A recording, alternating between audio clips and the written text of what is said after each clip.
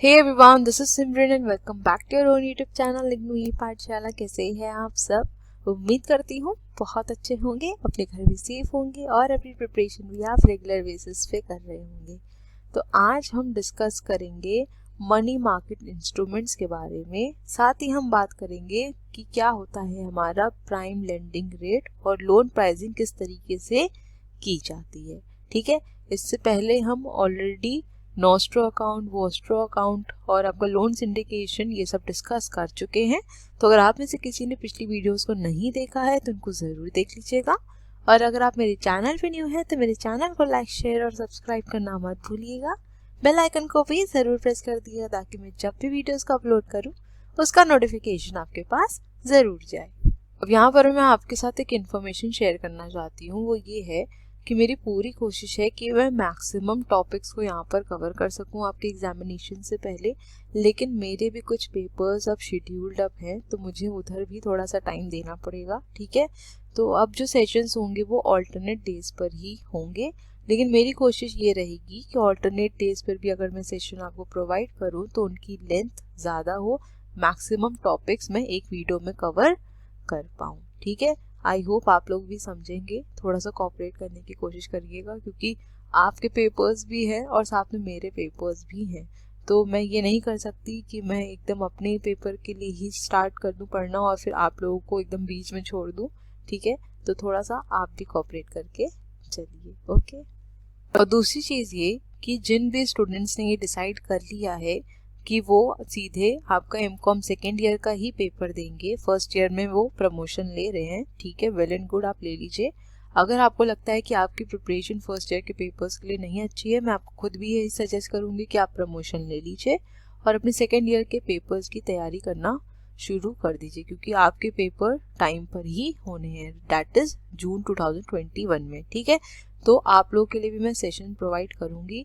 अब ये देखती हूँ कि कितना टाइम मैनेज हो पाता है, पूरे सेशंस दे पाऊंगी या फिर टॉपिक्स दे पाऊंगी, इस चीज़ के बारे में मैं आपको इन्फॉर्म कर दूंगी। ठीक है, लेकिन कोशिश ये रहेगी कि एमकॉम सेकेंड ईयर का भी यहाँ पर सेशन में प्रोवाइड आपको कर पाऊँ। ठीक है, क्योंकि कुछ आपके जो एमसीओज हैं वो डिफ़िकल्ट है। अगर मैं जैसे बात करूँ, आपका MCO 3 है, ठीक है, MCO 7 है, ये काफ़ी डिफ़िकल्ट सब्जेक्ट्स हैं और मैक्सिमम स्टूडेंट्स के बैक MCO 3, MCO 7 में ही आते हैं। ठीक है, तो कोशिश रहेगी कि MCO 3 और MCO 7 के मैक्सिमम टॉपिक्स में यहाँ पर आपको कवर करवा पाऊँ। ठीक है, तो चलिए अब अपने सेशन को हम स्टार्ट करते हैं। सो आज हम डिस्कस करेंगे किसके बारे में? मनी मार्केट इंस्ट्रूमेंट्स के बारे में। अब मनी मार्केट इंस्ट्रूमेंट्स के बारे में आप ऑलरेडी अपने स्कूल लेवल पर भी पढ़ चुके हैं, साथ में अपने ग्रेजुएशन में भी पढ़ा होगा, है ना। तो मनी मार्केट इंस्ट्रूमेंट्स कौन से होते हैं? ऐसे इंस्ट्रूमेंट्स जिनकी मैच्योरिटी पीरियड 1 ईयर से कम की होती है, जैसे आपके ट्रेजरी बिल्स हो गए, सर्टिफिकेट्स ऑफ डिपॉजिट हो गए, ठीक है, बैंकर्स एक्सेप्टेंस हो गया, बिल्स ऑफ एक्सचेंज हो गया, ये सब हमारे क्या होते हैं? मनी मार्केट इंस्ट्रूमेंट्स होते हैं। ठीक है, तो एक एक करके इनको डिस्कस करेंगे। तो सबसे पहले बात करेंगे ट्रेजरी बिल्स की, जिसको हम टी बिल्स भी कहते हैं। ठीक है, तो ये सबसे पहला हमारा मनी मार्केट इंस्ट्रूमेंट है जिसकी मैच्योरिटी पीरियड 1 ईयर से कम होती है। ठीक, अब जो आपका ट्रेजरी बिल्स है इन्हें कौन इशू करता है? सबसे इम्पोर्टेंट पॉइंट, कौन इशू करता है? गवर्नमेंट इशू करती है। और किस लिए? ताकि जो उनको फंड्स की ज़रूरत है वो शॉर्ट टर्म में वो उसको ईजिली फुलफिल कर सके। ठीक है, क्योंकि गवर्नमेंट को भी कई प्रोजेक्ट को स्टैब्लिश करने के लिए फंड्स की ज़रूरत होती है और ज़रूरी नहीं कि गवर्नमेंट के पास हमेशा फंड्स अवेलेबल हो।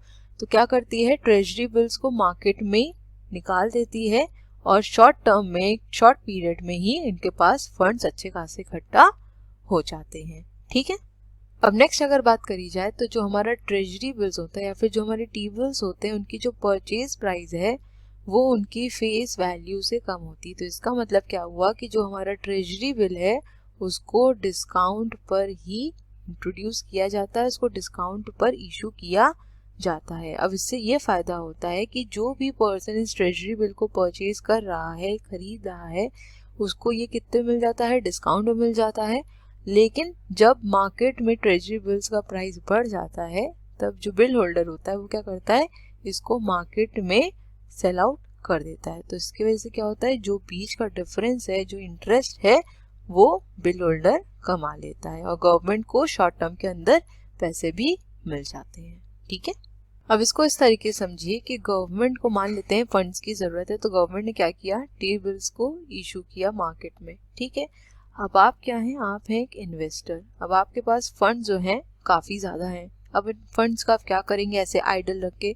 तो यहाँ पर गवर्नमेंट को फंड्स की जरूरत है और आपके पास जो फंड पड़े हैं वो आइडल हैं, तो आप क्या करेंगे, अपने फंड्स को किसे दे देंगे, अब गवर्नमेंट को। गवर्नमेंट आपको बदले में क्या देगी, टी बिल दे देगी। तो एक तरीके से हम कह सकते हैं कि आपने गवर्नमेंट को यहाँ पर लोन प्रोवाइड किया, ठीक। अब आपने जो ट्रेजरी बिल है उसको कैसे खरीदा, डिस्काउंट पे खरीदा, राइट, डिस्काउंट पे खरीदा। और जब ट्रेजरी बिल्स का प्राइस बढ़ गया तो आपने क्या किया, उसको मार्केट में सेल आउट कर दिया। तो जो ये बीच का डिफरेंस आया वो एक तरीके से कह सकते हैं कि जो आपने लोन दिया था आपने यहाँ पर उसका इंटरेस्ट यहाँ पर कमा लिया, ठीक है। तो यहाँ पर दोनों को ही बेनिफिट हो गया, चाहे वो इन्वेस्टर हो और चाहे वो गवर्नमेंट हो, ठीक। अब यहाँ से एक चीज समझने की कोशिश करिएगा, मैंने क्या बताया कि जो ट्रेजरी बिल्स हैं उसे कौन इशू करता है, गवर्नमेंट। तो जहाँ पर भी गवर्नमेंट का इन्वॉल्वमेंट हो जाता है वहाँ पर जो आपका रिस्क फैक्टर होता है वो भी कम हो जाता है, राइट। तो इसमें यहाँ पर समझने वाली बात ये थी कि सबसे पहला पॉइंट कि ट्रेजरी बिल हमारे क्या है, मनी मार्केट इंस्ट्रूमेंट्स हैं। दूसरा पॉइंट, इसे कौन इशू करता है, गवर्नमेंट इशू करती है। और तीसरा पॉइंट, अगर गवर्नमेंट इशू करती है तो यहाँ पर जो रिस्क फैक्टर है वो भी कम रहता है। तो इजीली यहाँ पर इन्वेस्टर इसीलिए पैसा लगाने को तैयार भी हो जाते हैं, क्योंकि उनको पता है कि उनका पैसा यहाँ पर डूबेगा नहीं, यहाँ पर गवर्नमेंट का हाथ है, ठीक है। क्योंकि देखिए मार्केट में दो तरीके के इन्वेस्टर्स होते हैं, एक जो कि रिस्क लेना चाहते हैं और एक होते हैं वो जो रिस्क नहीं लेना चाहते लेकिन चाहते हैं कि उनका जो फंड है वो बढ़े, है ना। तो जो सेफ प्ले करना चाहता है वो क्या करता है, गवर्नमेंट सिक्योरिटीज में ही पैसा लगाता है। लेकिन जो इन्वेस्टर्स रिस्क लेना चाहते हैं वो क्या करते हैं, सीधे मार्केट में ही पैसा लगाते हैं, है ना। और मार्केट में पैसा लगाने का सीधा मतलब ये हो गया कि आपने जितना फंड लगाया है हो सकता है वो एक पल बढ़ जाए और दूसरे पल में हो सकता है कि वो पूरी तरीके से लो कंडीशन में आ जाए, कम हो जाए, ठीक है। तो यहाँ पर जो ट्रेजरी बिल्स है वो क्या है, आपकी गवर्नमेंट सिक्योरिटीज हैं, गवर्नमेंट इसे इशू करती है तो रिस्क फैक्टर यहाँ पर कम रहता है, ठीक है। Now most T-bills have a 91-day term to maturity when issued. Occasionally, bills are issued with a different terms, for example 182 days to 364 days. तो जो मैक्सिमम रहेगा वो कितना रहेगा, 364 डेज तक ही रहेगा, इसके आगे नहीं बढ़ेगा, ठीक है। So most T-bills are issued by a weekly tender. For a new issue of T-bills, banks and brokers wishing to purchase a quantity of bills put in a tender price which the central monetary authorities might accept or reject. तो यहाँ पर क्या बोल रहा है कि जो हमारे टी बिल्स हैं उनको तीन तरीके की मैच्योरिटीज से क्या किया जाता है, इशू किया जाता है, ठीक है। सबसे पहली है आपकी 91 डेज की, दूसरी है आपकी 182 डेज और तीसरी है आपकी 364 डेज, ठीक है। मतलब कि अगर आपने ट्रेजरी बिल परचेज किया है तो आप मिनिमम 91 डेज की मैच्योरिटी का ले सकते हैं और मैक्सिमम 364 डेज की मैच्योरिटी का ले सकते हैं, ठीक है। नेक्स्ट, अगर यहाँ पर नए टी बिल्स को इशू किया जाता है तो जो हमारे बैंक्स और ब्रोकर्स जो कि चाहते हैं टी बिल्स को परचेज करना, वो क्या करते हैं, एक टेंडर प्राइस डिसाइड करते हैं और उसको सबमिट कर देते हैं सेंट्रल मॉनेटरी अथॉरिटीज को। फिर ये जो अथॉरिटी होती है इन जो टेंडर प्राइस है इनको एक बार गो थ्रू करती है, देखती है, अगर उनको ठीक लगता है, सेटिस्फैक्टरी लगता है तो वो उस प्राइस को एक्सेप्ट कर लेती हैं, वरना फिर रिजेक्ट कर देती हैं, ठीक है। Now T-bills can be held until maturity like any other bills when the bill holder then calls for the payment of the debt. Alternatively, T-bills can be resold before their maturity and the bank's financial institutions are active in creating a liquid secondary market. So the secondary market of T-bills in the discount market varies with current interest rates but will never exceed the face value of the bill. तो यहाँ पर simply ये बोल रहा है कि जो हमारे ट्रेजरी बिल्स होते हैं उनको हम मैच्योरिटी से पहले रीसेल भी कर सकते हैं, ठीक है। अगर सपोज करते हैं कि किसी पर्सन ने यहाँ पर, किसी इन्वेस्टर ने यहाँ पर ट्रेजरी बिल परचेज किया है 91 डेज का, तो उसकी जो मैच्योरिटी पीरियड कब होगी, 91 डेज के बाद होगी, राइट। तो 91 डेज से पहले अगर वो चाहता है कि अपने टी बिल्स को रीसेल कर दे तो वो किया जा सकता है, ठीक है।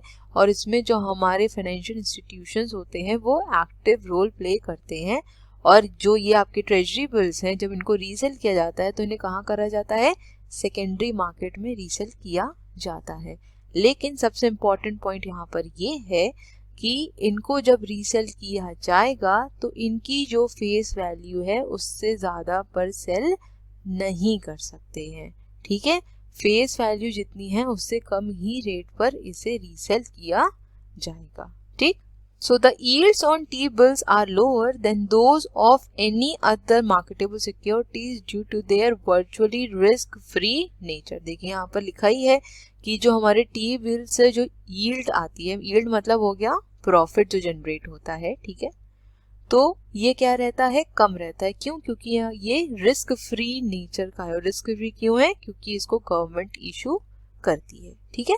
So the market is very active and the transaction cost involved in the secondary market are also small, ठीक है। So I hope आपको ट्रेजरी बिल समझ में आ गया होगा कि किस टाइप के इंस्ट्रूमेंट्स होते हैं, कौन इसे इशू करता है, किस डिनोमिनेशन में इन्हें इशू किया जाता है, क्या रिस्क फैक्टर होता है, कितना प्रॉफिट कमाया जा सकता है, सब चीजें यहाँ पर आई होप क्लियर हो गई होंगी। नेक्स्ट आ जाते हैं कमर्शियल पेपर्स के ऊपर, जिसे हम क्या कहते हैं, शॉर्ट में सीपी कहते हैं। आई होप आपको याद होगा जब हमने अपना पिछला चैप्टर पढ़ा था तो वहाँ पर हमने यूरो कमर्शियल पेपर के बारे में पढ़ा था, और सबसे पहले मैंने आपको यही बताया था कि कमर्शियल पेपर्स होते क्या हैं और इसे कौन इशू करता है। आई होप आपको याद होगा। लेकिन अगर किसी को नहीं याद है तो यहाँ पर बता दूँ कि कमर्शियल पेपर्स हमारे अनसिक्योर्ड प्रॉमिसरी नोट होते हैं, और इसे कौन इशू करता है, आपके जो लार्ज कॉरपोरेशंस होते हैं वो इशू करते हैं, प्रोवाइडेड उन लार्ज कॉरपोरेशंस की स्ट्रॉन्ग क्रेडिट रेटिंग होनी चाहिए, तभी वो सीपीज को इशू कर सकती हैं, ठीक है। अब हो सकता है आप में से कुछ लोगों के मन में ये बात आए कि मैम सिर्फ लार्ज कॉरपोरेशंस ही क्यों सीपीज को इशू कर सकते हैं, स्मॉल कॉरपोरेशन या स्मॉल फर्म्स क्यों नहीं। तो देखिए इसकी सबसे बड़ी वजह, सबसे पहले तो डेफिनेशन में जो चीज़ें लिखी हैं उसको ध्यान दीजिए, ठीक है। डेफिनेशन क्या थी कि हमारी जो सीपी है वो क्या है, अनसिक्योर्ड प्रॉमिसरी नोट, राइट। तो सबसे पहली बात तो ये प्रॉमिसरी नोट है, यहाँ पे सिर्फ एक प्रॉमिस हो रहा है। दूसरी चीज ये कि क्या है, अनसिक्योर्ड है। अनसिक्योर्ड का मतलब यहाँ पर ये हो गया कि कोई भी सिक्योरिटी नहीं है। जब सिक्योरिटी नहीं है तो इसका मतलब क्या है, रिस्क ज़्यादा है, राइट। और जब रिस्क ज़्यादा है तो सीधी बात है हमारा प्रॉफिट भी ज़्यादा होगा, क्योंकि रिस्क और आपका जो प्रॉफिट होता है वो डायरेक्टली प्रोपोर्शनल होता है। जितना ज़्यादा रिस्क होगा उतना ज़्यादा प्रॉफिट, जितना कम रिस्क उतना कम प्रॉफिट, ठीक है। एक छोटी सी बात बताइए, मान लीजिए कि आप कोई एक इन्वेस्टर हैं, ठीक है, आप एक इन्वेस्टर हैं और कोई एक अच्छी रेप्यूटेड कंपनी है जिसकी क्रेडिट रेटिंग अच्छी है, वो सीपीज को इशू कर रही है, तो ऑब्वियस सी बात है कि आप उसके सीपी लेना चाहेंगे, ठीक। अब यहाँ पर स्मॉल फर्म्स इसलिए नहीं कर सकती हैं क्योंकि सबसे बड़ी बात यह है कि जो कमर्शियल पेपर्स का डिनोमिनेशन होता है वो ज़्यादा होता है, ठीक। ऊपर से ये कैसे होते हैं, अनसिक्योर्ड प्रॉमिसरी नोट होते हैं। तो छोटी फर्म्स का यहाँ पर भरोसा नहीं होता है कि ऐसा तो नहीं कि अगर आपने उसमें इन्वेस्ट किया वो आपका पैसा लेकर भाग गई, ठीक है। तो जितनी भी हमारी बड़ी कॉरपोरेशंस होती हैं जिनकी स्ट्रॉन्ग क्रेडिट रेटिंग होती है, सिर्फ वही सीपीज को इशू कर पाती हैं, ठीक है। इसलिए यहाँ पर जो स्मॉल फर्म्स हैं उनका इन्वॉल्वमेंट नहीं होता है, ठीक। So a corporation that needs long-term funds can raise those funds in either the equity or bond market. If instead a corporation needs short-term funds, it may attempt to acquire those funds via bank borrowings. An alternative to bank borrowing for large corporation with strong credit rating is commercial paper. तो सीधी सी बात है कि जो भी हमारी बड़ी corporations हैं, अगर उन्हें फंड्स की ज़रूरत है, लॉन्ग टर्म फंड्स की ज़रूरत है, तो वो क्या करेंगी, मार्केट से ही पैसा रेज करेंगी। अब ये पैसा कैसे रेज किया जा सकता है, या तो आप इक्विटी के थ्रू रेज कर सकते हैं और या तो बॉन्ड के थ्रू, राइट। अब लेकिन इक्विटी और बॉन्ड की बात करी जाए तो ये लॉन्ग टर्म फंड्स होते हैं, काफ़ी लंबा ड्यूरेशन होता है, ठीक है। तो यहाँ पर जो कंपनीज है वो क्या कर सकती हैं, बैंक बोरोइंग की तरफ जा सकती हैं। लेकिन अगर वो बैंक बोरोइंग की तरफ नहीं जाना चाहती हैं क्योंकि वहाँ पर कोलैटरल सबमिट करने पड़ेंगे, काफ़ी टाइम भी लगेगा, तो वो अल्टरनेटिवली क्या कर सकती हैं, सीपीज इशू कर सकती हैं। So commercial paper is a short-term unsecured promissory note issued in the open market as an obligation of the issuing entity. The notes are issued in bearer form, which can therefore be readily traded. At maturity, the CP issuer pays the amount due to the person presenting the paper. So I hope ये line आपको clear हो गई होगी। Simply यहाँ पर यही बोल रहा है कि मैच्योरिटी के टाइम पर जो भी सीपी इशूअर है, that is your large corporation, जिन्होंने भी सीपी को इशू किया है, वो क्या करेगी, जो आपका सीपी होल्डर होगा, मतलब जो आपका इन्वेस्टर है जिसने इन्वेस्ट किया है, उसको मैच्योरिटी के टाइम पर जो भी अमाउंट बनता है वो उसको प्रोवाइड कर देगी। ठीक है, अब नेक्स्ट देख लेते हैं कि कमर्शियल पेपर पर क्या क्या डिटेल्स मेंशन होती हैं। ठीक है, सबसे पहले क्या होगा, name of the issuing company, की कौन कंपनी ये सीपी को इशू कर रही है। ठीक है, नेक्स्ट पॉइंट है द अमाउंट और the value of the note, कितना अमाउंट है उसका। ठीक, तीसरा है आपका कि किस डेट पर इशू किया जा रहा है। चौथा है मैच्योरिटी डेट क्या है, और लास्ट पॉइंट है a certificate of authentication signed by an authorized signatory of the company or the company's issuing agent। तो ये सारी डिटेल्स हमारे कमर्शियल पेपर पर रहती है। सबसे पहले क्या रहता है, कंपनी का नाम, जो कंपनी कमर्शियल पेपर इशू कर रही है। दूसरा, क्या अमाउंट है, क्या वैल्यू है। ठीक, तीसरा, किस डेट पर इसे इशू किया जा रहा है। चौथा पॉइंट कि इसकी मैच्योरिटी डेट क्या है, और पांचवा पॉइंट सर्टिफिकेट ऑफ ऑथेंटिकेशन, क्योंकि ये कैसे हैं, अनसिक्योर्ड हैं, तो इन्वेस्टर कहीं ना कहीं डरेगा इनमें इन्वेस्ट करने से, इसीलिए एक सर्टिफिकेट ऑफ ऑथेंटिकेशन की जरूरत होती है, जिसको ऑथराइज सिग्नेटरी कंपनी का साइन करके देता है कि जो भी हमने आपको सीपी इशू किया है वो ऑथेंटिक है। ठीक है, तो each note will also indicate the note is negotiable. अब जो हमारे सीपीज होते हैं वो कैसे होते हैं, नेगोशिएबल इन नेचर होते हैं। ठीक है, its bearer is entitled to payment and that payment will be made by the issuer। ठीक है, तो यहाँ पर सिंपली से बोल रहा है कि जो हमारे कमर्शियल पेपर होता है वो नेगोशिएबल इन नेचर होता है, और जो भी इसका बियरर है, जिसके पास भी कमर्शियल पेपर है, वो एंटाइटल्ड है पेमेंट लेने के लिए, किससे, इशूअर कंपनी से। ठीक है, now a CP program is arranged between the issuer and one or several dealer banks. The program is for a specified duration and a maximum amount. Within the program, there is a series of separate issues of CP.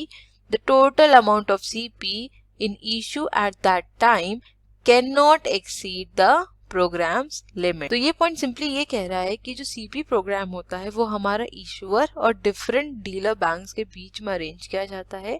ठीक, और इस particular programme का एक specified duration होता है और एक maximum amount होता है। ठीक है, अब इस प्रोग्राम में क्या होता है, डिफरेंट सीरीज ऑफ आपके सीपीज को इशू किया जाता है, लेकिन ये ध्यान रखा जाता है कि डिफरेंट सीरीज ऑफ सीपीज अगर इशू किए भी जा रहे हैं तो वो मैक्सिमम अमाउंट से एक्सीड ना करें। ठीक है, so CP notes have a short term maturity, typically 1 to 3 months. They are issued at discount to face value। ठीक है, तो इनको डिस्काउंट या फेस वैल्यू पर इशू किया जाता है। ठीक है, so the size of the discount reflects the yield to the buyer or the investor.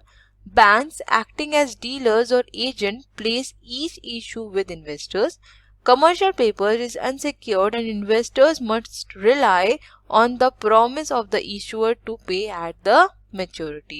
Formal credit rating is required prior to the issuance of CP by any entity। तो देखिए, ये अभी हमने स्टार्टिंग में ही डिस्कस किया था कि जो हमारे कमर्शियल पेपर्स होते हैं वो अनसिक्योर्ड प्रॉमिसरी नोट होते हैं। तो यहाँ पर जो भी लार्ज कॉरपोरेशंस है वो क्या कर रही हैं, प्रॉमिस कर रही हैं कि मैं आपको एक पर्टिकुलर टाइम पीरियड के बाद या फिर मैच्योरिटी के टाइम पर आपको पे करूंगा या करूंगी। ठीक है, तो यहाँ पर जो हमारा इन्वेस्टर है उसको रिस्क लेना पड़ता है, और कहीं ना कहीं जो कंपनी प्रॉमिस कर रही है उस पर विश्वास भी करना पड़ता है, उस पर ट्रस्ट भी करना पड़ता है, तभी हम सीपीज को परचेज भी कर सकते हैं। ठीक, अब इनकी जो रेटिंग है इस पर ही डिपेंड होता है कि वो सीपीज को इशू कर पाएंगी या नहीं कर पाएंगी। तो कोई भी अगर लार्ज कॉरपोरेशन है, अगर उन्हें सीपीज को इशू करना है तो सबसे पहले तो उन्हें क्या जरूरत होती है, एक फॉर्मल क्रेडिट रेटिंग की जरूरत होती है, उनकी प्रॉपर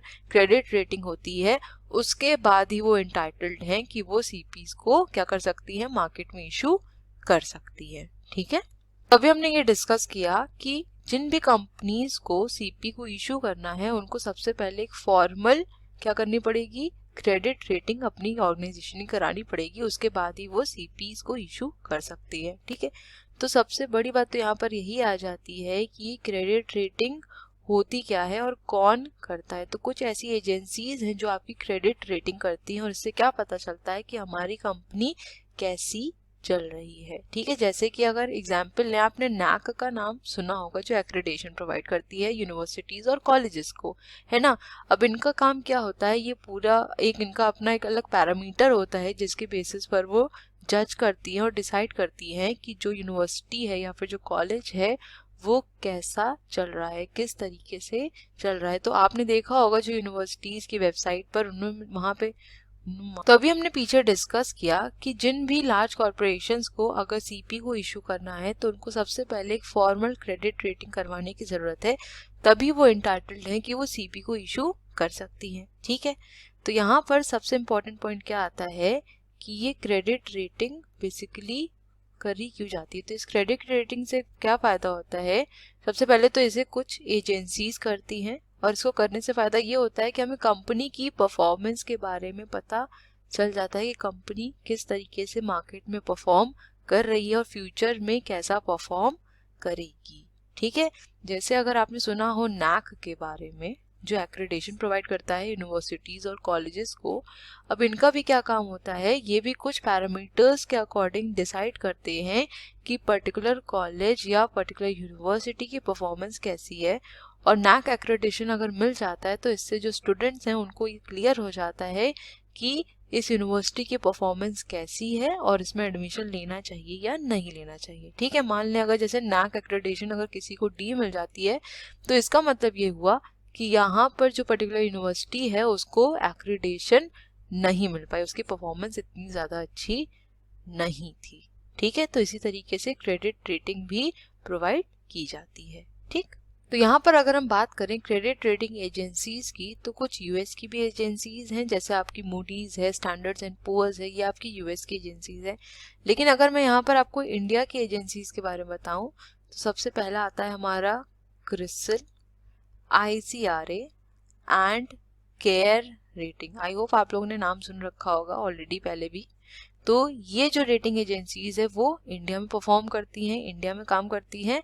और जो यूएस की एजेंसीज है that is Moody's and Standard's and Poor's, ये आपके इंटरनेशनल लेवल पर क्रेडिट रेटिंग प्रोवाइड करती हैं। ठीक है, तो यहाँ पर सिंपली क्या बोल रहा है कि स्टैंडर्ड्स एंड पुअर्स जो सीपीज है उन्हें किस तरीके से रेट करता है, फ्रॉम A to D, और जो हाईएस्ट रेटिंग होती है वो होती है A1 या A1+। ठीक, Moody's rate CP as P1, P2, P3 और नॉट प्राइम। ठीक है, तो मूडी किस तरीके से रेट करता है, इस तरीके से। ठीक, so CP which is given the top rating of A1 by Standard's and Poor's and P1 by Moody's is therefore referred to as A1 P1 paper. ठीक है, तो स्टैंडर्ड्स एंड पुअर्स में अगर A1 रेटिंग मिल रही है और Moody's में अगर P1 मिल रही है तो उस पर्टिकुलर सीपी को क्या कहा जाएगा, A1/P1 paper.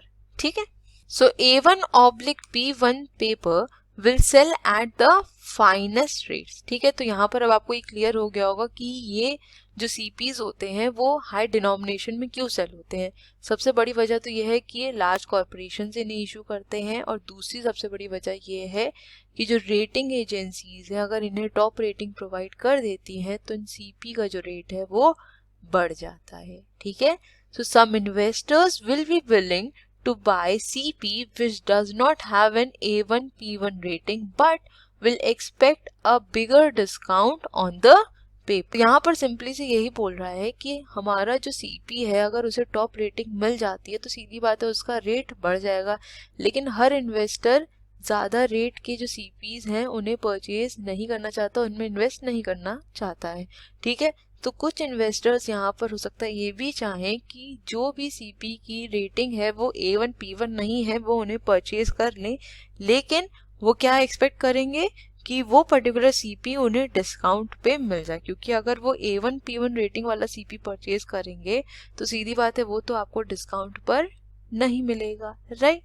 So A1 P1 rated paper can be placed with investors at a cost of between 10 and 25 basis point less than the cost for issuers whose paper is rated only A2 P2। तो जिस भी company का अगर CP A2/P2 rated है तो कहीं ना कहीं जो उसकी कॉस्ट इन्वॉल्व होगी वो ज़्यादा होगी अगर हम उसे किससे कंपेयर करें, A1 P1 रेटिंग पेपर से कंपेयर करें, ठीक है। So the benefit of a higher rating is therefore quite large, ठीक है। आई होप ये क्लियर हुआ होगा। अब नेक्स्ट डिस्कस कर लेते हैं सर्टिफिकेट ऑफ डिपॉजिट्स के बारे में, जिसे हम CDs कहते हैं। तो CDs क्या होती है? बेसिकली एक नॉर्मल डॉक्यूमेंट होता है जिसको बैंक इशू करता है और जब भी इसकी मेच्योरिटी होती है उस टाइम पर इसका अमाउंट आपको रीपे कर दिया जाता है। एक तरीके से कह सकते हैं कि आपके फिक्स डिपॉजिट की तरह ही होता है, लेकिन CD और फिक्स डिपॉजिट में थोड़ा फर्क होता है, ठीक है। इसका डिफरेंस हम आगे डिस्कस कर लेंगे, ठीक है। So the document recognises the obligation of the amount to the bearer at a future date. The holder of a CD is therefore entitled to the money on deposit, usually with interest on the stated maturity date। ठीक है, देखिए एकदम FD की तरह ही होता है। इसमें simply यही चीज बोल रहा है कि जो CD होती है बेसिकली हमारी क्या होती है, मनी ऑन डिपॉजिट होता है, उसके साथ आपको इंटरेस्ट भी मिलता है और जब आपकी मेच्योरिटी डेट होती है उस टाइम पे आपको उसे रीपे कर दिया जाता है, ठीक है। So the payment is obtained by presenting the CD on appropriate date to a recognised bank, which in turn will present the CD for payment to the bank that issued the CDs। अब देखिए यहाँ पर बताया गया है कि CDs और आपकी जो फिक्स डिपॉजिट है उसमें क्या डिफरेंस होता है, लेकिन मैंने अभी नेक्स्ट स्लाइड में किसके लिए चार्ट आपको दे दिया है ताकि आप उसको और अच्छी तरीके से डिफरेंशिएट कर सकें, ठीक है। So it may be useful to compare CDs with ordinary time or fixed deposit, जिसको हम TDs भी कहते हैं, ठीक है। So with a TD, an investor places a sum of money with a bank for a stated period of time and receives interest at a specified rate, है ना। तो हमारे फिक्स डिपॉजिट क्या होते हैं, यही होते हैं कि हमने क्या किया, एक सम ऑफ मनी को क्या करते हैं, बैंक में हम रख देते हैं, इन्वेस्ट कर देते हैं और उस पर हमें क्या मिलता है, इंटरेस्ट मिलता रहता है टाइम टू टाइम, ठीक है। So at the end of the deposit period the investor is entitled to withdraw the original sum plus interest, ठीक। A premature encashment of TD will however be possible either without payment of interest or only after payment of very nominal interest। तो अगर आप जो आपने जितनी duration की आपने term deposit या FD ली हुई है, अगर आपने उस ड्यूरेशन से पहले उसको तोड़वा लिया तो कुछ नॉमिनल चार्जेस आपको पे करने पड़ते हैं। तो यहाँ पर सिंपली यही बोल रहा है, ठीक। So a pre-encashment is very likely to result in a heavy loss of interest to the investor। सीधी बात है, अगर आपने 5 years की FD ली है और आपने उसको किसी भी कारण 4 years में ही उसको अगर आपने तोड़वा लिया तो कहीं ना कहीं आपके इंटरेस्ट का लॉस तो हो ही जाएगा, ठीक है। लेकिन वहीं अगर हम CD की बात करें तो it is a certificate for a time deposit. It is the bearer security, meaning that its holder is entitled to claim the deposit with interest at the end of the deposit period. And because it is a bearer security, CD is negotiable and the ownership of CD is transferred by physical delivery from the seller to the buyer। तो सबसे important point यहाँ पर यही है कि जो हमारे CDs होते हैं वो negotiable instrument होते हैं, इसकी ओनरशिप को आप ट्रांसफर कर सकते हैं, लेकिन FDs हमारी नेगोशिएबल नहीं होती हैं, हम इन्हें ट्रांसफर नहीं कर सकते हैं। सबसे बड़ा डिफरेंस यही होता है, ठीक है।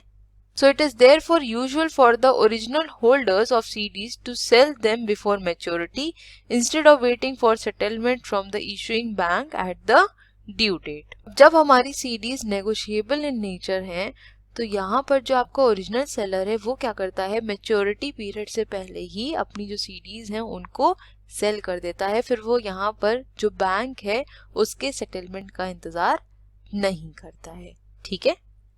तो अब डिस्कस कर लेते हैं सर्टिफिकेट ऑफ डिपॉजिट्स और फिक्स डिपॉजिट के बीच में डिफरेंस। तो सबसे पहले अगर बात करी जाए मिनिमम इन्वेस्टमेंट अमाउंट की, तो सीडीज का मिनिमम इन्वेस्टमेंट अमाउंट है 1 लाख रुपीस। लेकिन वहीं अगर हम एफडी की बात करें तो ये बैंक टू बैंक वैरी करता है, लेकिन मिनिमम 1000 से हम एफडी को ओपन कर सकते हैं। ठीक है, नेक्स्ट है हमारा रिटर्न ऑन इन्वेस्टमेंट। तो सर्टिफिकेट ऑफ डिपॉजिट में हमारा जो रिटर्न ऑन इन्वेस्टमेंट है वो ज़्यादा होता है अगर कोई ऑर्गेनाइजेशन इसे इशू कर रहा है। और वहीं अगर हम एफडीज की बात करें तो ये फिक्स्ड होता है और वैरी करता है 4 to 8% के बीच में। ये भी बैंक टू बैंक थोड़ा बहुत वैरी करता है। ठीक है, नेक्स्ट है हमारा इन्वेस्टमेंट होराइजन। तो हम पढ़ ही रहे हैं किसके बारे में, यहाँ पर शॉर्ट टर्म सिक्योरिटीज के बारे में, मनी मार्केट इंस्ट्रूमेंट्स के बारे में, है ना। तो ये ऑब्वियस सी बात है कि ये शॉर्ट टर्म पीरियड का ही होगा, जो कि है आपका 0 से 1 ईयर। लेकिन आपको पता है कि जो हमारी एफडीज होती हैं वो लॉन्गर पीरियड के लिए होती हैं, लॉन्ग टर्म के लिए होती हैं। ठीक है, लास्ट है हमारा कोलैटरल फॉर लोन। आपको ये पता होगा कि आप एफडीज के थ्रू अगर चाहें तो लोन ले सकते हैं, राइट। लेकिन अगर हम यहाँ पर सीडीज की बात करें तो आप सीडीज के बिहाफ पर लोन नहीं ले सकते हैं। ठीक है, so can not take loan against deposit. लेकिन वही अगर एफडीज की बात करी जाए तो we can take loan against deposit. ठीक है, आई होप आपको बेसिक डिफरेंस क्लियर हो गया होगा सीडीज और एफडीज के बीच में। अब नेक्स्ट हम डिस्कस कर लेते हैं बैंकर्स एक्सेप्टेंस के बारे में, जिसको और क्या कहा जाता है, बिल्स ऑफ एक्सचेंज भी कहा जाता है। So a banker's acceptance is a commercial bank draft requiring the bank to pay the holder of the instrument a specified amount on a specified date, which is typically 90 days from the date of issue but can range from 1 to 180 days. तो I hope आप लोग को पता होगा कि bills of exchange क्या होता है। बेसिकली ये एक बाइंडिंग अग्रीमेंट होता है दो पार्टीज के बीच में, जिसमें कि एक पार्टी क्या करती है, प्रॉमिस करती है कि वो सम ऑफ मनी पे करेगी एक फिक्स्ड डेट पर, एक कह सकते हैं हम एक स्पेसिफाइड डेट पर। ठीक है, तो जिसके पास भी बिल्स ऑफ एक्सचेंज होता है वो क्या करता है, बैंक को प्रेजेंट करता है, बैंक को दिखाता है, और जब बैंक इसको वेरीफाई कर लेता है उसके बदले उसको पेमेंट मिल जाती है। ठीक है, so the bankers acceptance is issued at a discount and paid in full when it becomes due. The difference between the value at maturity and the value when issued in the interest. If the banker's acceptance is presented for payment before the due date, then the amount paid is less by the amount of the interest that would have been earned if held to maturity. तो अगर maturity से पहले हमने अपना जो bills of exchange या फिर जो बैंकर्स एक्सेप्टेंस है उसको प्रेजेंट कर दिया तो हमको उतना अमाउंट नहीं मिलेगा जितना मैच्योरिटी के टाइम पर मिलना चाहिए था। ठीक है, so a banker's acceptance is used for international trade as a means of ensuring payment. For example, if an importer wants to import a product from a foreign country, he will often get a letter of credit from his bank and send it to the exporter. ठीक है, तो अगर यहाँ पर हमारा importer कोई product को import करना चाहता है तो वो लेटर ऑफ क्रेडिट क्या करेगा, इशू करवाएगा अपने बैंक से और उसको किसको भेज देगा, एक्सपोर्टर को, right. So the letter of credit is a document issued by a bank that guarantees the payment of the importer's draft for a specified amount and time. ठीक है, तो आपको ये पता ही है कि लेटर ऑफ क्रेडिट होता क्या है, एक तरीके से यहाँ पर गारंटी देता है बैंक कि वो उसको पे करेगा, किसे, वो एक्सपोर्टर को पे करेगा। ठीक है, सो दस the exporter can rely on banks credit rather than importers, right. So the exporter presents the shipping document and the letter of credit at discount because the exporter's bank won't receive the money from the importer's bank until later.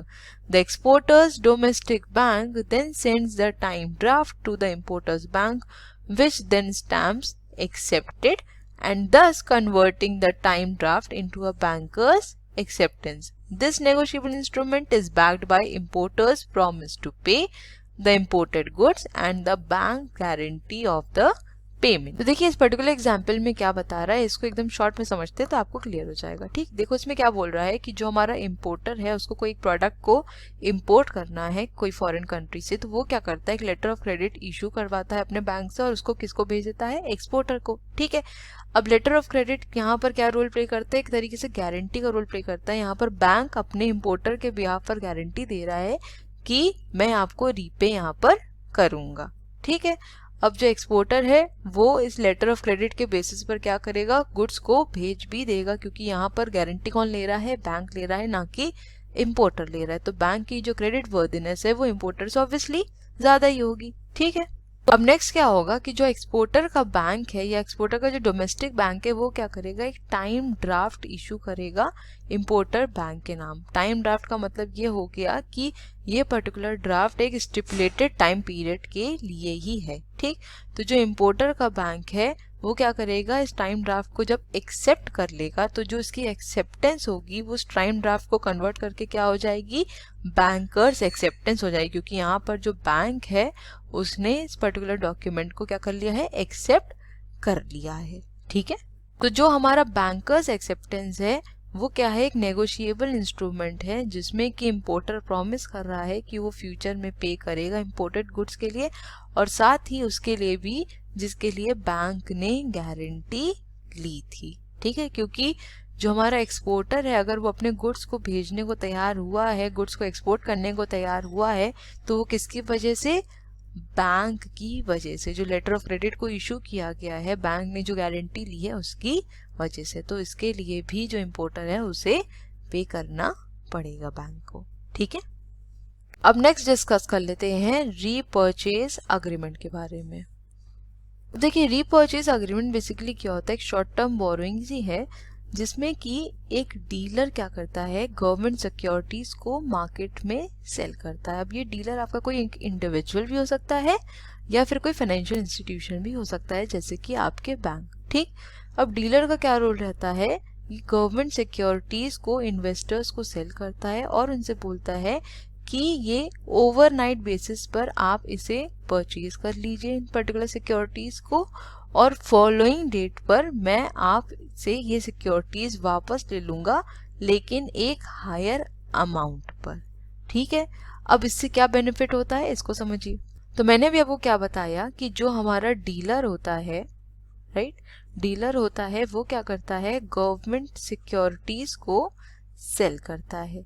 ठीक है, और इसको cell किया जाता है overnight basis पर, है ना।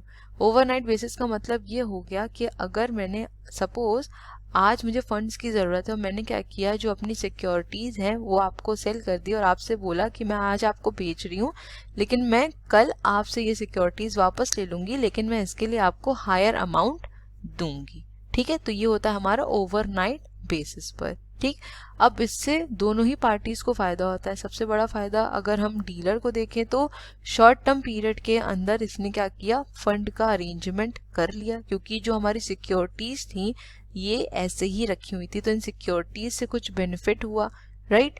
और दूसरी चीज यहाँ पर जो हमारा इन्वेस्टर उसको क्या बेनिफिट हुआ, उसने कम रेट पर इन सिक्योरिटीज को परचेज किया और हायर रेट पर इन सिक्योरिटीज को वापस से रीसेल कर दिया। तो ये जो हमारा डिफरेंस आ गया ये एक तरीके से कह सकते हैं ये इंटरेस्ट हो गया, किसके लिए, इन्वेस्टर के लिए। ठीक है, तो ये दोनों के लिए ही काफी ज्यादा बेनिफिशियल होता है, चाहे हम डीलर की बात कर लें और चाहे हम इन्वेस्टर की बात कर लें। ठीक है, अब इसकी डेफिनेशन पढ़ लेते हैं। अ रीपर्चेज अग्रीमेंट, जिसे हम रेपो भी कहते हैं, is the sale of securities by a dealer, generally a bank, to an investor, combined with a simultaneous agreement by the dealer to buy back the securities at a future date at the original sale price plus interest. ठीक है, so a repo is basically a short-term secured loan from an investor to a bank within the collateral provided by the securities. तो जो हमारी securities हैं ये किसका काम कर रही हैं, कोलैटरल काम कर रही हैं। जो हमारा इन्वेस्टर है जो इन सिक्योरिटीज को परचेज कर रहा है वो एक तरीके से क्या हो गया, लेंडर हो गया, क्योंकि वो हमें यहाँ पे फंड्स प्रोवाइड कर रहा है, राइट। और जो डीलर है जो यहाँ पर सिक्योरिटीज के थ्रू फंड्स को रेज करने की कोशिश कर रहा है वो कौन हो गया, बोरोवर हो गया। ठीक है, और देखिए यहाँ पर भी क्या लिखा है कि ये शॉर्ट टर्म सिक्योर्ड लोन है ना। तो मैंने आपको एक चीज यहाँ पर बता दी है कि कहीं भी अगर गवर्नमेंट सिक्योरिटीज की बात आएगी तो वहां पर सिक्योरिटी रहेगी, रिस्क का इन्वॉल्वमेंट वहां पर कम होगा, ठीक है। So the securities that are sold and purchased that is provided as loan collateral involves high credit quality securities such as government treasury notes and bonds. The maturities of the underlying securities must be longer than the term of the repo. In more developed money markets, security issued by highly rated corporations are also used as collateral for repo deals. Collateral that is asked for might also be specific, with the customer asking to buy and resell a specific bond. तो repurchase agreement के अंदर जिन भी securities को bye and cell किया जाता है वो government securities होती हैं, जैसे आपके गवर्नमेंट ट्रेजरी नोट्स हो गए या गवर्नमेंट बॉन्ड्स हो गए, जिसमें रिस्क इशू क्या रहता है, कम रहता है। तो ये एक तरीके से कोलैटरल का भी काम करती हैं, ठीक है। अब देखिए इतना जितना पोर्शन मैंने यहाँ पर आपके साथ डिस्कस किया है ये इतना आपकी बुक में दिया था, ठीक है। ये जो पोर्शन है ये मैंने एडिशनली यहाँ पर ऐड किया है, इसलिए क्योंकि हो सकता है कुछ लोगों को इस पैराग्राफ में थोड़ी बहुत कंफ्यूजन हो रही हो, ठीक। तो इसलिए मैंने यहाँ पर इसकी डेफिनेशन को इंक्लूड किया है और सिंप्लीफाइड वे में, ताकि अगर आपको अपनी बुक की लैंग्वेज ना समझ में आए तो आप इस डेफिनेशन को एग्जाम में लिख सकते हैं, ठीक है। देखिए एक बार पढ़ देती हूँ। अ रीपर्चेज अग्रीमेंट और repo is a form of short term borrowing for dealers in government securities. In case of repo, a dealer sells government securities to investors, usually on an overnight basis, and buy back them the following day at a slightly higher price, ठीक है। तो काफी easy language में लिखा और आपको शायद अब ये क्लियर भी हो गया होगा कि मैंने आपको यहाँ पर क्या बताया है, ठीक। That small difference in the price is the implicit overnight interest rate, ठीक है। तो मैंने आपको बताया ना कि कम रेट पर हमने परचेज की सिक्योरिटीज और ज्यादा रेट पर उन्हें सेल कर दिया और जो डिफरेंस आया वो क्या हो गया, हमारा ओवरनाइट इंटरेस्ट हो गया, ठीक। So repos are typically used to raise short-term capital. They are also a common tool of central bank open market operations, ठीक है। So for party selling the security and agreeing to repurchase it in future is called as repo. तो जो भी party securities को cell कर रही है और फ्यूचर के लिए प्रॉमिस कर रही है कि वो उन्हें रीपर्चेज करेगी, क्या कहा जाता है, उन्हें रेपो कहा जाता है, ठीक।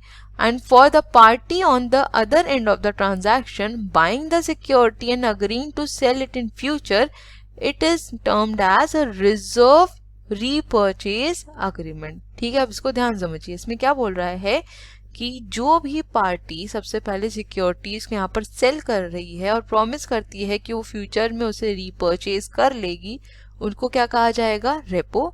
और अगर हम दूसरी तरफ बात करें, जिन्होंने परचेज किया है इन सिक्योरिटीज को, वो अगर यहाँ पर प्रॉमिस करते हैं कि वो फ्यूचर में इन सिक्योरिटीज को वापस से सेल कर देंगे, तो उसे क्या कहा जाएगा, रिवर्स रीपर्चेज अग्रीमेंट कहा जाएगा। आई होप ये लैंग्वेज आपको काफी अच्छे से समझ में आई होगी और ये क्लियर भी हो गई होगी। आप चाहें तो पेपर में लिख सकते हैं, कोई दिक्कत नहीं है, ठीक है।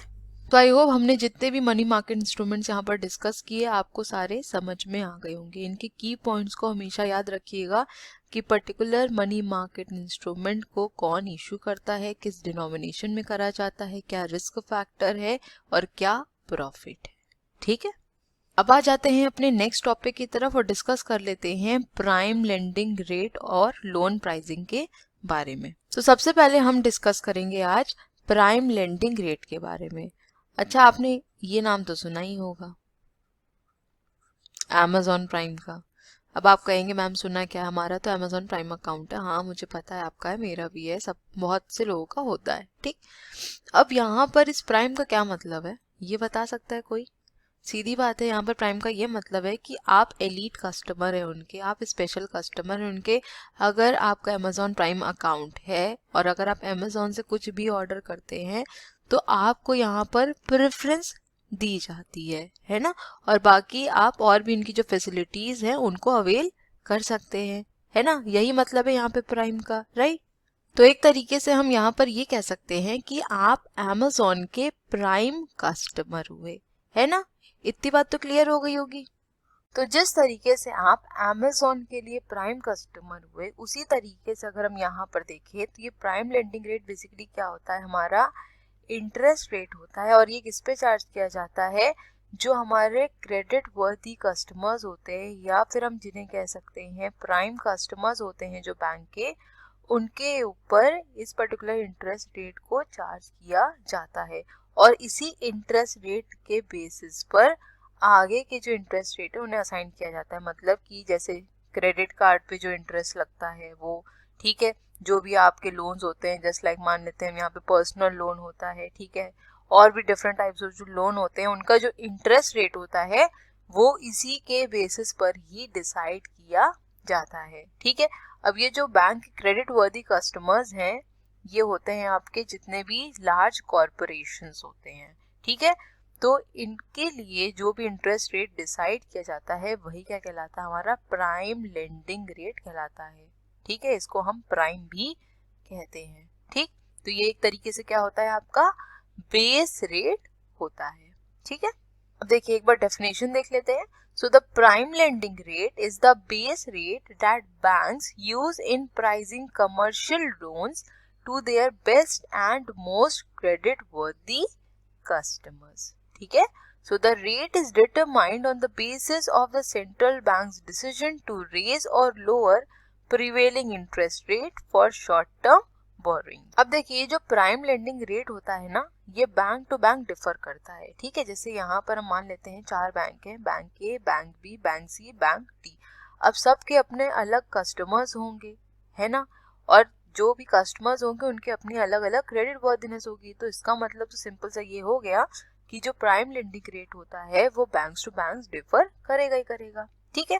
अब मान लेते हैं कि जैसे यहाँ पर इन्होंने बोला 10%, इन्होंने बोला 9%, ठीक है, इन्होंने बोला 10% और इन्होंने बोला 8%। तो क्या किया जाता है कि ऐसे तो कंफ्यूजन हो जाएगा, तो एक एवरेज निकाल लिया जाता है और एक जो एवरेज रेट आता है उसी को ही कंसिडर किया जाता है और उसी को ही फिर प्राइम लेंडिंग रेट माना जाता है।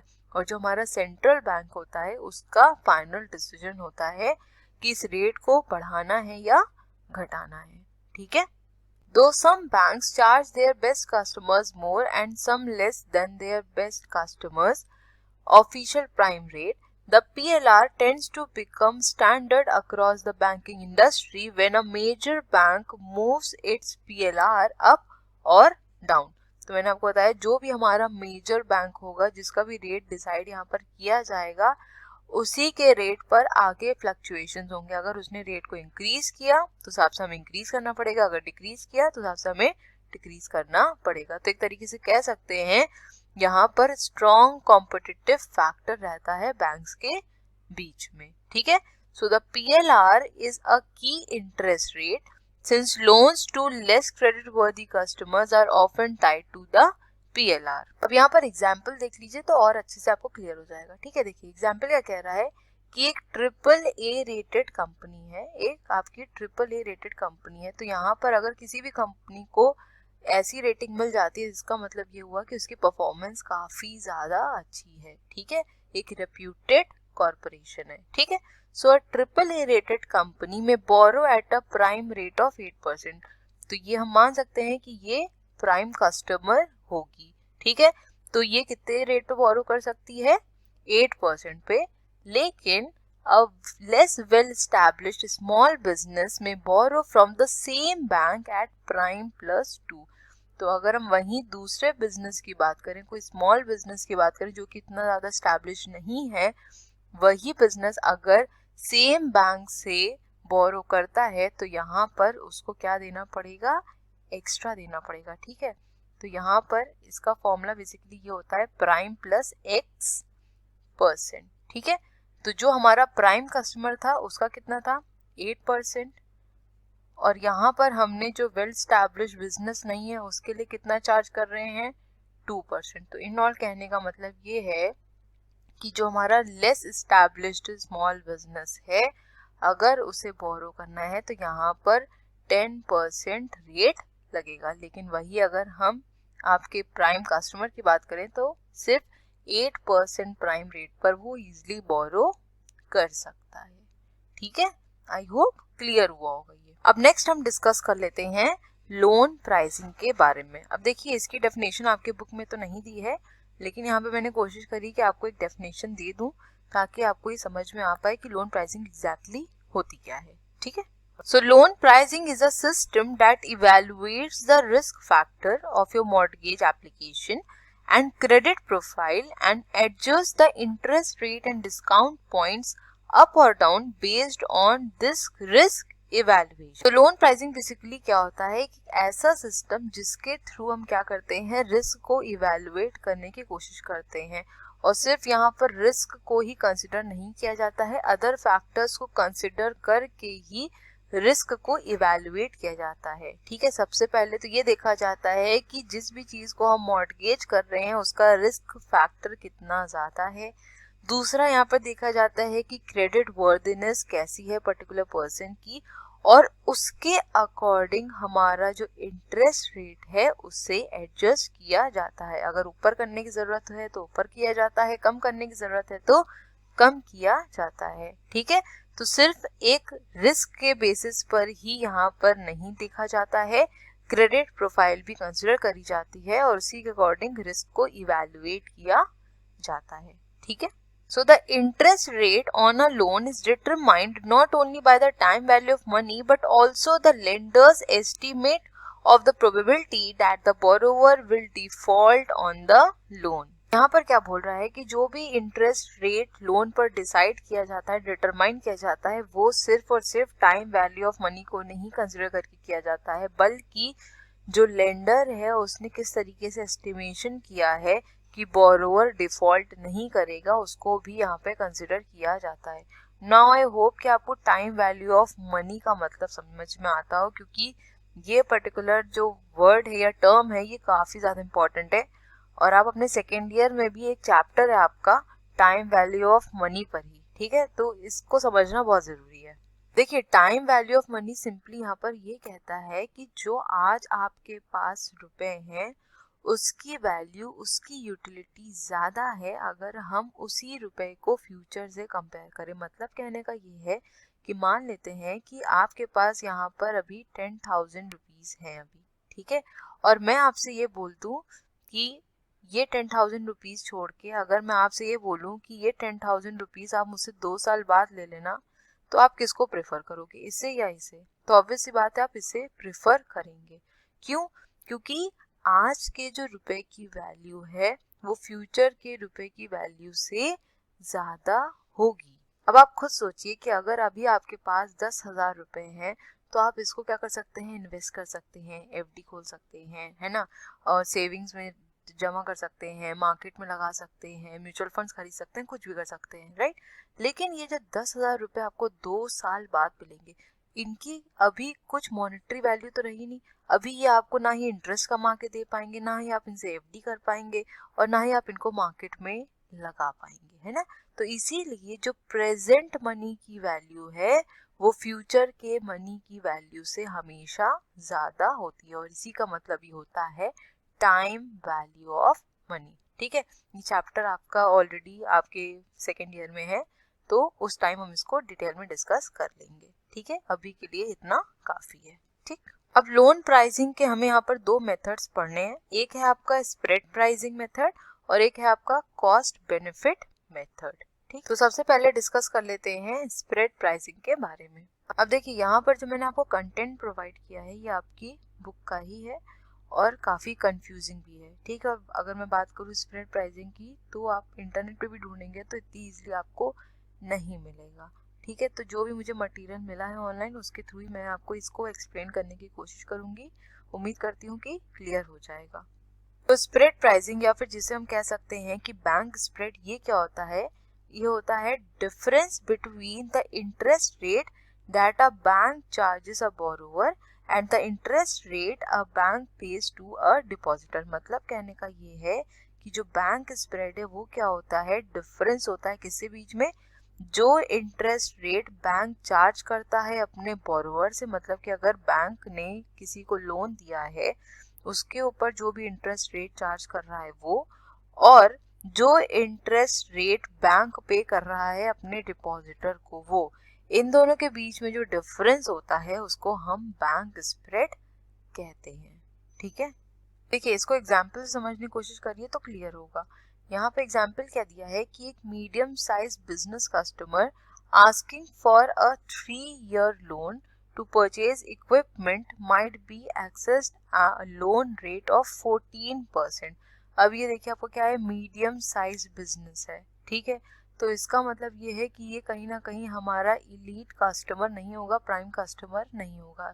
तो जो भी बोरोइंग्स यहाँ पर प्रोवाइड की जाएंगी वो इसके लिए जो इंटरेस्ट रेट लगाया जाएगा वो ज्यादा यहाँ पर लगाया जाएगा। ठीक है, सो कंसिस्टिंग ऑफ अ प्राइम और बेस रेट ऑफ 10%। ठीक है, तो यहाँ पर जो हमारा प्राइम रेट या बेस रेट 10% है, इसका मतलब ये किसके लिए, जो भी हमारे लार्ज कॉर्पोरेशंस हैं जिनकी क्रेडिट वर्दीनेस अच्छी है उनके लिए। ठीक, प्लस 2% फॉर डिफॉल्ट रिस्क। अब यहाँ पर जो एडिशनल 2% लगाया गया वो किसके लिए लगाया गया है, डिफॉल्ट रिस्क के लिए। मतलब कि ऐसा भी तो हो सकता है कि जो ये मीडियम साइज बिजनेस है जो ये लोन ले रहा है बैंक से, किसके लिए, इक्विपमेंट्स को परचेज करने के लिए, हो सकता है ये कुछ डिफॉल्ट कर जाए, कुछ गलती कर जाए, तो कहीं ना कहीं जो बैंक है उसका रिस्क यहाँ पर इन्वॉल्व रहेगा। तो इसीलिए यहाँ पर इससे एक्स्ट्रा 2% चार्ज किया जाएगा कि अगर ये फ्यूचर में कभी कुछ गड़बड़ी करता है तो बैंक यहाँ से रिकवर कर लेगी। ठीक है, and another 2% for the term risk. अब ये टर्म रिस्क का क्या मतलब हो गया, टाइम रिस्क। मतलब कि अगर हम लॉन्गर टाइम के लिए लोन प्रोवाइड कर रहे हैं, यहाँ पर कितने टाइम के लिए, 3 years के लिए हम यहाँ पर लोन प्रोवाइड कर रहे हैं, इसका मतलब हमारा जो पैसा है वो 3 साल तक ब्लॉक रहेगा, है ना, 3 साल तक हमारा पैसा ब्लॉक यहाँ पर रहेगा। तो रिस्क तो यहाँ पर भी इन्वॉल्व है, तो इसीलिए बैंक क्या करेगा, 2% एक्स्ट्रा यहाँ पर चार्ज करेगा। तो इन ऑल जो लोन दिया जा रहा है वो कितने रेट पे दिया जा रहा है, 14% पे दिया जा रहा है। 10% क्या था, प्राइम रेट था, प्लस 2% डिफॉल्ट रिस्क और 2% हमारा यहाँ पर टर्म रिस्क। ठीक है, now longer term loans are assigned a term risk premium because lending over a longer period exposes the bank to higher possibilities of loss than a short term exposure। ठीक है, तो अभी मैंने आपको यही बताया कि जो टर्म रिस्क है जो यहाँ पर 2% चार्ज किया जा रहा है वो इसीलिए क्योंकि यहाँ पर जो बैंक का पैसा है वो लंबे टाइम तक ब्लॉक्ड रहेगा, तो कहीं लॉस ना हो जाए, इसीलिए यहाँ पर जो बैंक है वो एक्स्ट्रा चार्ज कर रहा है। ठीक, now the risk premium attached to loans are referred to collectively as markup. Banks can expand the size of their loan portfolios by simply varying their loan rate markups। तो यहाँ पर जितने भी risk involve है इनको अगर हम collectively consider कर ले तो हम इन्हें मार्कअप कहेंगे, और ये बैंक के ऊपर भी डिपेंड करता है कि अगर हमारा लोन का साइज ज्यादा है तो वो अपने इस मार्कअप को वैरी कर सकते हैं। ठीक है, so bank can expand the size of their loan portfolio by simply varying their loan rate markups. अब देख लेते हैं इसका फॉर्मूला। तो फॉर्मूला यहाँ पर क्या बोल रहा है, सबसे पहले है loan interest rate equals to base rate और प्राइम रेट, जो कि आपका क्या था यहाँ पर 10%। ठीक, प्लस है default risk premium for non prime borrowers. तो हमारा यहाँ पे नॉन प्राइम बोरोवर्स है, फिर डिफॉल्ट भी हो सकता है क्योंकि इसकी क्रेडिट वर्थिनेस का हमें पता नहीं है, तो यहाँ पर 2% हमने इसका चार्ज किया, plus term risk premium for longer term credit, और हमने लॉन्ग टर्म के लिए यहाँ पर लोन दिया है तो इसके लिए हमने एक्स्ट्रा 2% यहाँ पर चार्ज किया। तो टोटल जो लोन अमाउंट बना वो कितना बन गया, 14% का बन गया। ठीक है, अब नेक्स्ट डिस्कस कर लेते हैं कॉस्ट बेनिफिट लोन प्राइसिंग के बारे में। तो देखिए cost benefit loan pricing basically क्या है, एक ऐसा मेथड प्राइसिंग का जिसमें कि क्या होता है, that adds all cost of making a loan. ठीक है, लोन को प्रिपेयर करने में जितनी भी कॉस्ट लगी and compares those cost to all expected revenues generated by a loan. मतलब कि लोन को प्रिपेयर करने में, लोन को तैयार करने में जितनी भी हमारी कॉस्ट लगी उसको हम क्या करते हैं, कंपेयर करते हैं उस लोन के एक्सपेक्टेड रेवेन्यू से जो कि जनरेट होगा। तो जहां पर ये कंपैरिजन होता है उसको क्या कहा जाता है, बेसिकली मेथड क्या कहलाता है, हमारा cost benefit loan pricing method कहलाता है। ठीक है, यहाँ पर जो मैंने पेन से लिख दिया है इसको आप अपनी बुक में ज़रूर लिख लीजिएगा, क्योंकि ये बहुत ही ईजी लैंग्वेज में है, एक बार में आपको ये क्लियर हो जाएगा। ठीक है, अब इसको हम एक एग्जाम्पल समझने की कोशिश करते हैं, तो उम्मीद करती हूँ आपको ये क्लियर हो जाएगा। ठीक है, देखिए एग्जाम्पल बेसिकली क्या बोला है कि एक कस्टमर है, उसने यहाँ पर रिक्वेस्ट करी थी कि उसको 5 मिलियन रुपीस की ज़रूरत है। ठीक है, लेकिन उसने यहाँ पर कितना यूज़ किया है, सिर्फ 4 मिलियन रुपीस को यहाँ पर उसने यूज़ किया है। ठीक है, और यहाँ पर जो उसका लोन रेट था वो कितना था, यहाँ पर 20% का था। ठीक है, इतनी बात क्लियर हो गई होगी। देखिए यहाँ पर दो चीज दी गई हैं। सबसे पहले क्या बोल रहा है, used portion of credit line, और दूसरा है आपका unused portion of credit line. ठीक, तो ये मैंने आपको बताया कि 4 मिलियन रुपीस यहाँ पर उसने यूज किए और 1 मिलियन रुपीस को उसने यहाँ पर यूज नहीं किया है। ठीक है, और जो लोन रेट है वो कितना है हमारा, 20% है, तो इसको इसने कन्वर्ट कर दिया है। ठीक है, नेक्स्ट यहाँ पर कस्टमर से बोला गया कि जो उसने अनयूज पोर्शन है उसका, जो उसने मनी यूज नहीं किया है, उसके ऊपर उसे 1% कमिटमेंट फी पे करनी पड़ेगी। तो ये 1% कमिटमेंट फी है जो इसने यहाँ पर पे करी है। ठीक है, तो जब इसको हम कैलकुलेट कर लेंगे और इसको ऐड कर लेंगे तो हमारा अमाउंट इतना आ जाएगा। ठीक, अब नेक्स्ट क्या होता है कि यहाँ पर बैंक बोलता है कि कस्टमर को कॉम्पनसेटिंग बैलेंस को मेंटेन करना यहाँ पर जरूरी है। तो ये जो हमारा अमाउंट आया है ये आया है कॉम्पनसेटिंग बैलेंस का। ठीक है, अब इसमें जो हमारा बैंक है वो क्या कह रहा है, the bank insist that the customer maintain a compensating deposit with bank equal to 20% of the amount of credit line actually use. तो हमने कितना एक्चुअली यूज किया था, 4 मिलियन रुपीज यहाँ पर यूज किया था, और कितने रेट पर से, 20% पर। ठीक, फिर क्या बोल रहा है, and 5% of any unused portion of line. ठीक है, तो हमने अनयूज कौन सा था, ये वाला पोर्शन था, तो इसको हमें 5% के अकॉर्डिंग निकालना है। ठीक, तो ये आ गया हमारा टोटल अमाउंट। ठीक है, और ये जो हमारा 0.10 है ये आपका क्या है, ये है डिपॉजिट रिजर्व रिक्वायरमेंट है। ठीक है, अब जब हमने इसका पूरा बैलेंस निकाल लिया और इसको यहाँ पर कंप्यूट किया तो ये आया 25.04%। अब इसका क्या मतलब हुआ, इसको देखिए।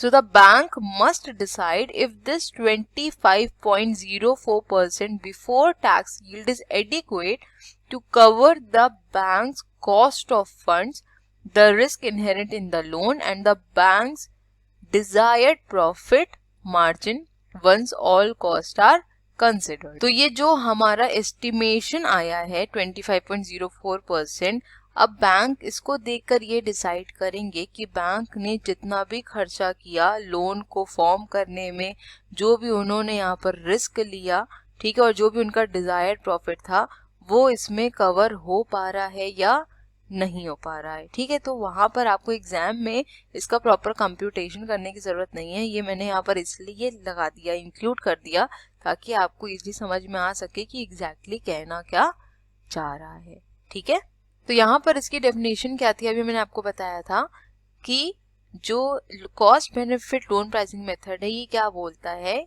कि बैंक ने यहाँ पर जितना भी खर्चा किया है लोन को फॉर्म करने के लिए, इससे क्या करेगा, वो कंपेयर करेगा किससे, एक्सपेक्टेड रेवेन्यू से। किसके, एक्सपेक्टेड रेवेन्यू, जो भी उन्होंने लोन प्रोवाइड किया है उससे कंपेयर करता है। ठीक है, तो ये 25.04% यहाँ पर अब बैंक देखेगा कि इस पर्टिकुलर परसेंटेज के अंदर क्या वो अपनी कॉस्ट को कवर कर पा रहे हैं, क्या उन्होंने जो रिस्क यहाँ पर लिया है लोन देने में वो कवर हो रहा है या नहीं हो रहा है, और सबसे इम्पोर्टेंट चीज जो प्रॉफिट मार्जिन है, जो डिजायर्ड प्रॉफिट है, जो बैंक चाह रहे थे गेन करना, वो उन्हें मिला है या नहीं मिला है।